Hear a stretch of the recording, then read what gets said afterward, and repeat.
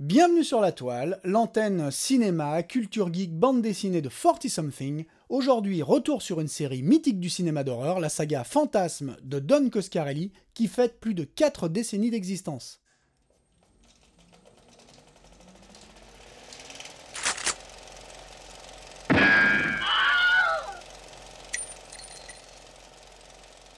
Fantasme 5 est-il la purge dont tout le monde parle? S'agit-il d'un navet qui peine à faire honneur à ses illustres modèles, ou au contraire d'une conclusion satisfaisante au conte horrifique initié à la fin des années 70 par Don Coscarelli? Alors Coscarelli, ce nom ne dira peut-être pas grand-chose à certains d'entre vous, et c'est bien normal. Producteur, scénariste, réalisateur américain d'origine libyenne, l'homme a plus d'une corde à son arc, mais se fait plutôt rare sur les écrans. Depuis le début de sa carrière, démarrée au milieu des années 70, il affiche au compteur une dizaine de crédits seulement comme réalisateur et à peine plus en tant que scénariste. Il faut dire que Don est un bonhomme à l'ancienne, à l'instar d'un John Carpenter par exemple, qui aime bien prendre un peu tout en charge sur son plateau, tout superviser, participer à toutes les étapes dans la création de ses projets. En bref, il écrit, il réalise, il produit même une bonne partie d'entre eux, ce qui explique que cela puisse lui prendre un certain temps. Alors une petite dizaine de réalisations, c'est très peu, mais très suffisant pour dérouler une carrière en tout point culte pour de nombreux aficionados du cinéma bis. Don Coscarelli, c'est tout de même l'homme derrière The Beastmaster, sorti en 82 chez nous sous le titre d'Ar l'Invincible. Alors oui, je connais les blagues, Dar l'Invincible, on dirait effectivement le titre d'un porno, mais ça s'appelle comme ça chez nous. Dar, c'est une péloche d'heroic fantasy généreuse, inventive, qui sort la même année que Conan sans connaître tout à fait le même succès. Mais c'est un film devenu culte, avec un Mark Singer bodybuildé dans le rôle du barbare, et une Tanya Roberts magnifique, très dévêtue dans son rôle fétiche de James Bond girl médiévale. Un film extrêmement attachant, blindé d'idées de scénar comme de mise en scène, qui donnera lieu à des suites, et même à une série télé. On attend d'ailleurs toujours pour Dar un Blu-ray digne de ce nom. Mais Coscarelli, c'est aussi l'homme de Survival Quest, en 88, un démarquage habile du sans retour de Walter Hill avec Lance Henriksen, Mr. Bishop lui-même, dans le rôle principal. Coscarelli, c'est le réalisateur de Bubba Ho-Tep, sorti en 2002, une éblouissante fable fantastique où Bruce Campbell, Mr. Chin, incarne Elvis affrontant une momie. Alors si vous n'avez jamais vu Bubba Ho-Tep, précipitez-vous, louez-le, achetez-le, téléchargez-le, mais voyez-le. C'est un trip nostalgique, plein de cœur, plein d'âme, c'est un film extraordinaire. Coscarelli, c'est enfin le metteur en scène de John Dies at the End, son dernier projet en date, sorti en 2012, un film proprement hallucinant, une sorte de trip à la Donnie Darko, à base de dimensions parallèles, hautement recommandable. Bref, une carrière méritante qui lui aura valu le statut de Master of Horror, une distinction aux côtés de Joe Dante, de Carpenter ou d'Argento pour l'anthologie de 2005, dont il aura réalisé selon moi l'un des meilleurs épisodes, Incident on and Off a Mountain Road, avec ce tueur absolument incroyable, Moonface, dont j'aurais aimé voir d'autres aventures. On arrête là les palabres et on en vient donc au sommet de la carrière de Don Coscarelli, la saga des fantasmes, qui aura couru de la fin des années 70 à 2016, année de sortie du dernier volet dont on va causer aujourd'hui. Petite ligne temporelle donc, qui commence en 79 avec Fantasme premier du nom, un film qui introduit les personnages principaux de la saga, les deux frangins Mike et Jody et leur pote vendeur de crème glacée Reggie. A noter, c'est important et peu commun, que les acteurs répondront tous présents sur chacune des suites. Seul Bill Thornbury, l'interprète de Jody, s'excusera temporairement pour le second volet. Tous les autres reprendront régulièrement leur rôle jusqu'au chapitre final sorti tout récemment. Fantasme, premier volet, nous présente donc un groupe d'amis qui vont découvrir les agissements louches d'un croque-mort qui réanime les cadavres pour les transformer en esclaves à son service. Nos héros vont donc tant bien que mal tenter de mettre un terme à ces agissements. Tommy's gone. It's hard to believe. It was a good idea not to let your little brother come to the funeral. Yeah, I don't like this place. Something weird is going on up there. The funeral is about to begin, sir. Toute la cartographie de la série des fantasmes est déjà dans ce premier film, à commencer par le croque-mort lui-même, The Tall Man, interprété durant toute la saga par l'immense, par la taille déjà 1m93, autant que par le talent, Angus Scrimm. Le personnage du Tall Man est d'ailleurs l'essence même d'un croque-mitaine inoubliable et l'une des grandes figures du cinéma d'épouvante. Et il n'y a bien sûr pas que lui à exploser à l'écran, les sphères qui l'accompagnent se taillent aussi la part du lion, des boules volantes argentées, truffées de gadgets mortels, qui peuvent découper, taillader, percer, vider de leur sang les malheureux qui auraient l'imprudence de croiser leur chemin.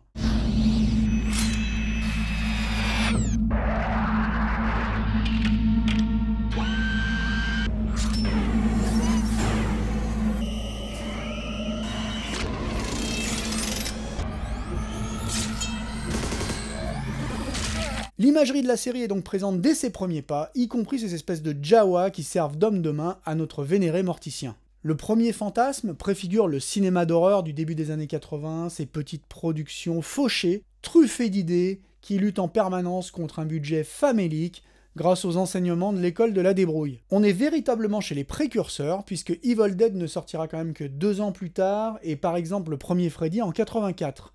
Le cinéma d'horreur, c'est donc encore une terre sauvage à défricher, et Fantasme bénéficie donc des qualités autant que des défauts des films de cette époque. On est dans un certain amateurisme, les éclairages sont volontairement sombres, histoire de dissimuler des effets spéciaux parfois un peu grossiers, la musique est électronique, minimaliste, les acteurs peu chevronnés, et pourtant, la magie opère totalement puisque ces limitations apportent un cachet particulier aux films de cette époque et une ambiance claustro particulièrement bienvenue dans les films d'horreur. Faut préciser qu'à l'époque, les films d'horreur ne se bousculent pas encore sur les écrans, le marché de la vidéo explose peu à peu, et c'est donc bien naturellement que Fantasme va acquérir peu à peu un véritable statut culte. Alors le mot même de culte, moi j'aime pas trop, qu'est-ce qui est culte, qu'est-ce qui ne l'est pas aujourd'hui, c'est utilisé à tort et à travers, mais dans le cas de la série des Fantasmes, le mot n'est pas galvaudé.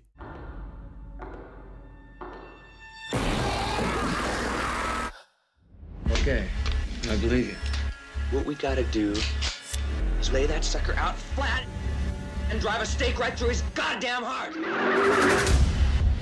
Pas étonnant donc qu'une suite pointe le bout de son nez presque 10 ans plus tard, 88, c'est la sortie de Fantasme 2, selon moi le meilleur volet de la saga. Alors il faut préciser que j'y suis particulièrement attaché puisque j'ai découvert ce film dans une nuit du fantastique où étaient diffusés 5 films, alors ça ouvrait sur Phantom of the Paradise et j'avais découvert ce film sans trop l'aimer à l'époque, je me disais c'est quoi cet ovni, mais il diffusait aussi Halloween de Carpenter, The Thing, qu'est-ce qu'il diffusait d'autre, Alien, et donc Fantasme 2, et je me l'étais pris en pleine tronche. C'était quoi ce film, avec ces Jawa qui surgissent de placards, comme les créatures de Cronenberg dans Chromosome 3, ce mec qui scie son fusil à pompe, qui shoot des créatures de l'enfer, bref, c'était complètement dingue, ces sphères, ce croque-mort, un univers incroyable. The delusion of a disordered mind, a phantom, a spirit, a ghost.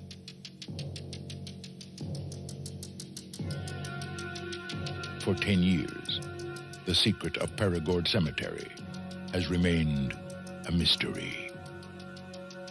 Now, 3 innocent people are about to discover the ultimate evil. You think that when you die, you go to heaven. You come to us. Fantasme 2, pour moi, ce sont toutes les qualités du premier volet, revues à la hausse. Alors certains ne partageront sans doute pas cet avis, il y a toujours le snobisme du premier volet, le premier était mieux, ouais, on n'a jamais fait un second qui est à la hauteur, mais pour moi, Fantasme 2 met la barre très haut. Il a fallu 10 ans pour mûrir Fantasme 2, et ça se sent, c'est une atmosphère unique, c'est un ton de comédie horrifique, le Tallman est impressionnant, dans son rôle itinérant, on le voit traverser des villes, les héros ont toujours un train de retard sur lui, ils traversent à leur tour des villes désertées, fantomatiques, il y a une grosse atmosphère, c'est très drôle, c'est très enlevé, j'adore Fantasme 2. Et le film est pour moi un maître étalon, l'exemple parfait du film fun, généreux, iconoclaste, qui prend soin de ses personnages. Reggie, interprété par Reggie Bannister, y acquiert vraiment tout ce qui fera le sel de son personnage, un homme finalement courageux, un queutard digne de Tortue Géniale qui court après tout ce qui bouge, mais un grand cœur fidèle en amitié, un personnage qui deviendra le cœur même de la saga jusqu'au dernier volet. Donc pour moi un indispensable que ce Fantasme 2, et si vous ne deviez voir qu'un fantasme dans votre vie, ce serait ce second volet que je conseillerais. Tout l'univers de la saga y est résumé.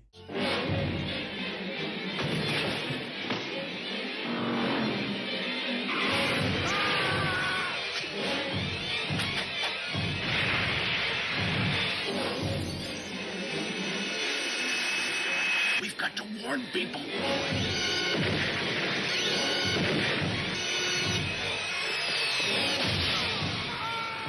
This summer, the ball is back.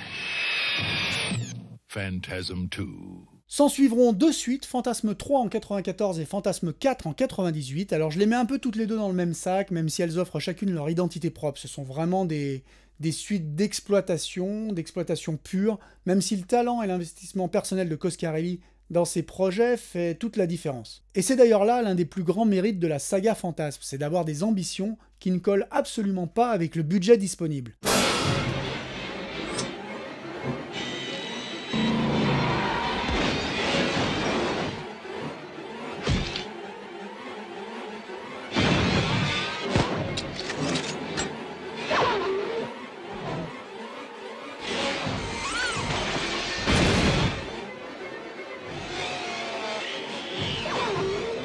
The sci-fi horror thriller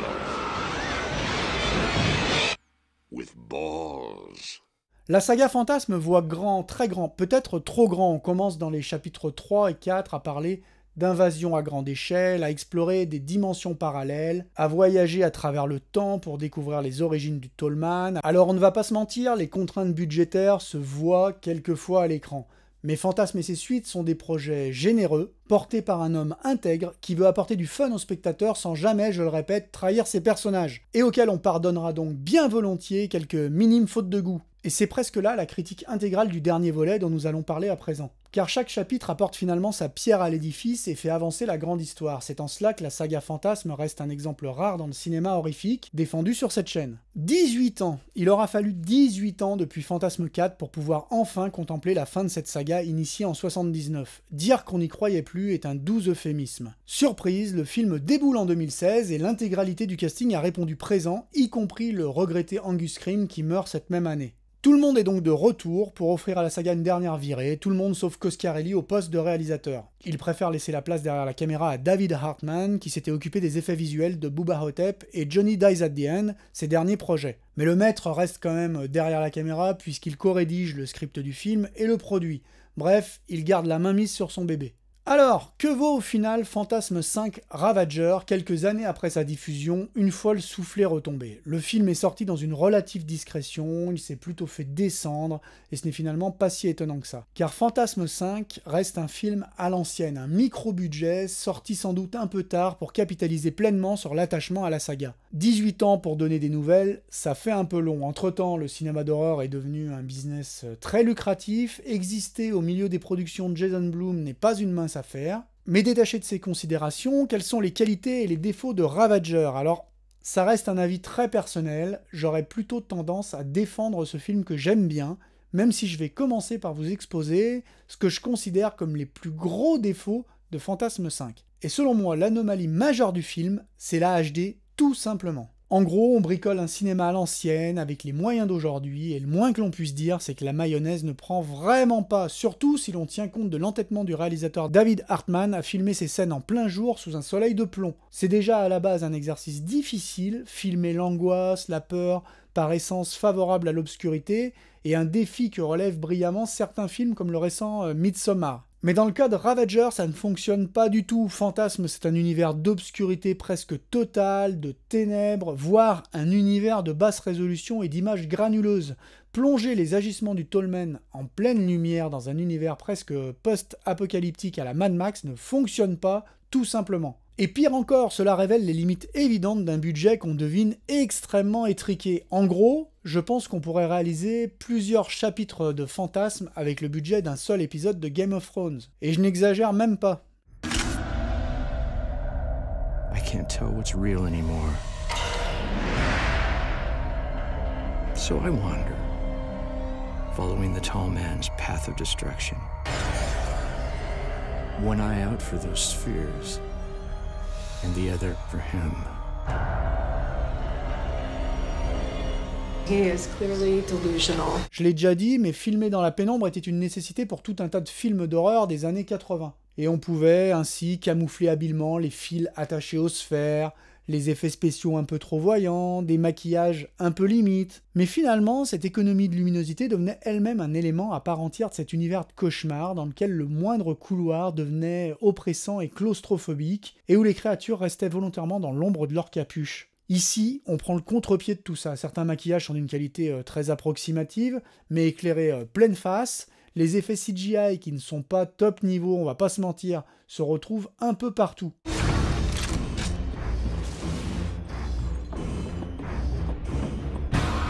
You're not even real. You're my bad dream.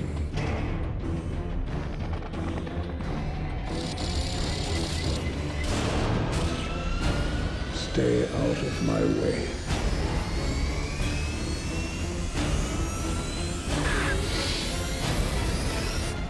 Alors bien entendu, tout n'est pas acheté, loin de là, hein. Les sphères sont plutôt bien foutues, une séquence de poursuite en voiture est plutôt fun, mais dans l'ensemble, ça fait quand même un peu mal aux yeux, c'est moins bien foutu que n'importe quel épisode de Ash vs Evil Dead par exemple. Surtout le sang en CGI qui reste une horreur, ils insistent avec ça, mais ça reste une horreur même dans beaucoup de productions plus friquées. Et même sans parler des effets spéciaux, la HD donne à l'ensemble un côté film amateur, film vacances, et les décors forestiers dans lesquels déambule Reggie donnent souvent l'impression d'avoir été filmés dans la cour de la maison de campagne du réalisateur. Bref, Ravager n'est visuellement pas une franche réussite. Ça, c'est pour la forme. Mais sur le fond, que vaut le scénario de Fantasme 5 ? Alors je vais être franc avec vous, je serai très mauvais juge du script du film, puisque je vous avoue humblement n'y avoir rien compris. Alors c'est pas nouveau, ça ne date pas d'hier que la saga des fantasmes soit nimbée d'un certain mysticisme, qu'on flirte avec des dimensions parallèles, des réalités alternatives. Mais là, on plonge en plein retournement de cervelle. Ravager va jusqu'au bout de son concept en opposant en parallèle deux lignes temporelles distinctes mais liées par le personnage de Reggie qui évolue en même temps dans un univers où il est pensionnaire d'une maison de retraite, en proie aux premiers signes d'Alzheimer, et dans un autre où il est beaucoup plus fringant, en lutte permanente contre le Tallman et ses créatures. There are some schools of thought that suggest the possibility that one could be in two places at once.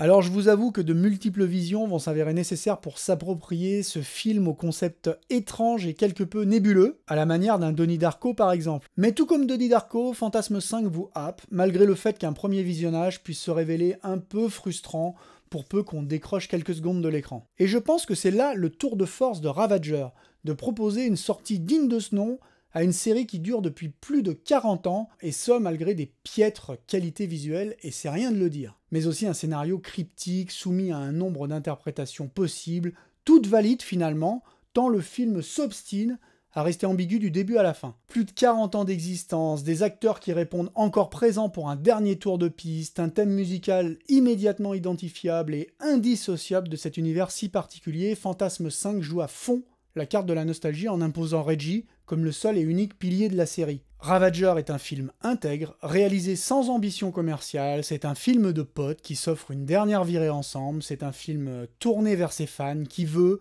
malgré une absence de budget déplorable, leur proposer une conclusion satisfaisante. Personnellement, je trouve ça plutôt réussi, j'ai été assez touché par le côté humanisme du film, avec cette attention portée aux personnages avec lesquels nous avons finalement grandi. Les acteurs sont investis et convaincants dans leur interprétation, Reggie est extrêmement touchant, confronté à la démence et à l'envie de mourir debout en affrontant son némésis une dernière fois. Le Tallman lui-même est interprété d'une manière beaucoup plus nuancée par Angus Scrimm, moins grimaçant qu'à l'accoutumée. Le rappel permanent au moment marquant de la saga fonctionne bien. Alors oui, on est dans un fanservice assumé, mais un fanservice qui marche. On sent que David Hartman est un grand fan de la série, qu'il veut nous offrir un épilogue convaincant, et la dernière rencontre entre Reggie et le Tallman est l'un des moments phares de cet épisode.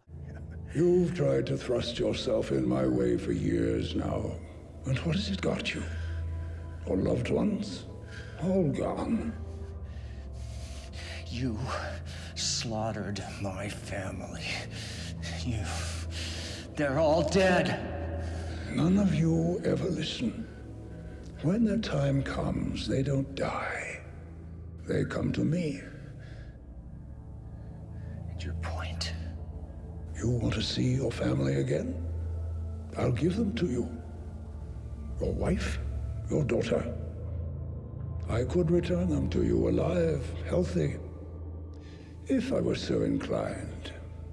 Le traitement de la démence est pertinent dans le contexte d'une série comme Fantasme, avec cette difficulté à discerner le réel du fantasme, justement, d'où ces deux réalités parallèles qui se superposent en permanence. Bref, on pourrait reprocher beaucoup de choses à Fantasme 5, mais certainement pas de manquer de cœur, ce qui le différencie de la majeure partie des blockbusters actuels, je précise. J'aime bien personnellement cette sorte de passage de relais qui s'effectue à la fin du film entre des personnages vieillissants et une équipe plus jeune où l'on retrouve même le personnage de Rocky du chapitre 3. Enfin, un passage de relais pas vraiment en fait, puisque le film effectue une espèce de boucle qui vient cimenter définitivement tous les films de la saga. J'aime d'ailleurs beaucoup cette poésie qui se dégage de la conclusion de Fantasme 5, et je devrais même parler de conclusion au pluriel, puisque 2 fins divergentes sont offertes aux spectateurs, des fins qui reflètent les choix auxquels est confronté Reggie, comme chacun d'entre nous finalement, entre faire face à la peur ou lui succomber corps et âme. Alors Reggie n'est-il finalement qu'un vieil homme apaisé, finissant ses jours entouré de ses amis, ou le Ice Cream Man continuant le combat contre le mal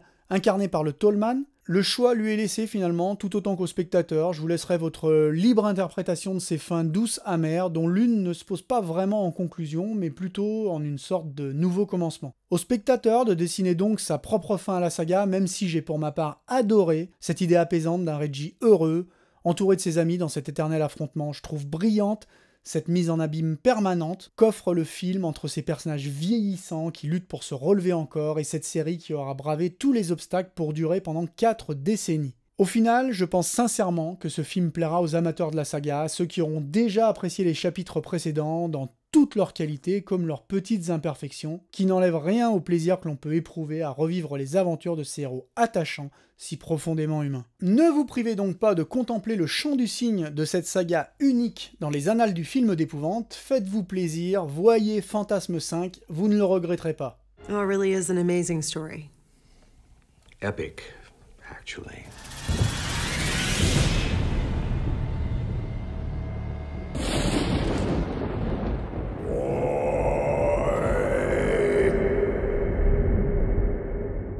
Vous pouvez d'ailleurs revoir cette série dans les meilleures conditions, puisque l'éditeur ESC nous a gratifié en France d'un coffret Blu-ray exceptionnel, à la qualité incroyable au niveau du son comme de l'image, blindé de bonus, dont le fascinant documentaire Fantasmagoria, plus d'1 heure, pour replonger dans toute l'histoire de la saga. Je ne vais pas oublier non plus le petit livre, enfin petit, plus de 100 pages quand même, écrit par Marc Toulek, Don Coscarelli, pour tout savoir sur l'univers du maestro.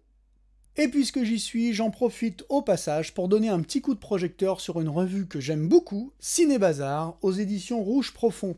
Alors, Coscarelli avait été évoqué dans le second numéro avec un retour sur Fantasme 2, et je sais de source sûre qu'il devrait être au sommaire d'un prochain numéro, interviewé prochainement donc dans Ciné Bazar. Ciné Bazar, c'est un magazine que j'adore, qui donne la parole aux réalisateurs. Dans le dernier numéro, c'était Michael Mann, Martin Campbell, Ted Kotcheff, Padilla, Kooloven, Vincenzo Natali, Roel René, Ron Underwood, du tout bon, vous pouvez filer chez vos libraires.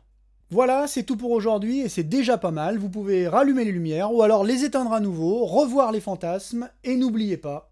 This is not happening. We're gonna wake up. It's a dream. It's only a dream. No, it's not.